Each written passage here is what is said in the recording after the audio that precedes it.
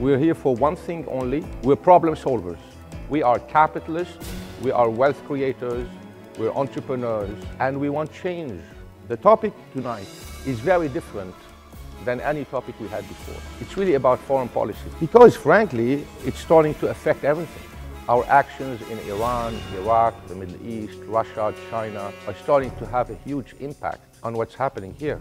We thought the board members inviting a speaker who really understands the region, who's been very active, who's met a lot of the leaders in the region.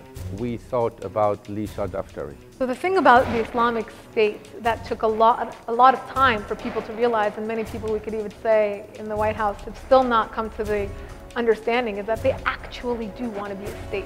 They are putting in place all the pieces of what would be a state. So you think about a state, it needs a population. They take over areas.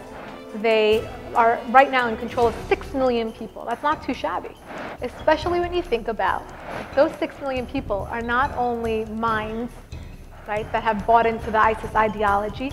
Those 6 million people have to buy oil. Those 6 million people have to buy the crops. They have to be sustained.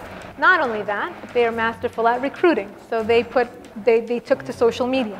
They're able to get funding through social media. They're able to get recruits. Whoever comes in 2016, next president of the United States will have a lot to deal with in terms of foreign policy, in terms of national security, in terms of dealing with the aftermath of 8 years of both a hands-on and hands-off foreign policy. ISIS, the Iranian regime, the Taliban, and we focused a lot of our talk on ISIS, but you have to look at the last 8 years. I mean, Al-Qaeda's made tremendous growth. 2013, Al-Qaeda made over $65 million just in ransom money. Whether you talk about these groups or you talk about Turkey or Russia or Syria or Iran, they all know it's free reign until this president's out of office.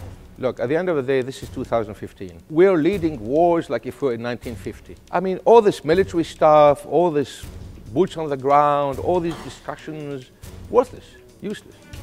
All this, oh, you know, we have this ideology, they have that ideology. This has to be an economic warfare, using our brains, the cyber economic warfare, and others. We have to literally be able to totally cripple and dismantle regimes without shooting a rifle.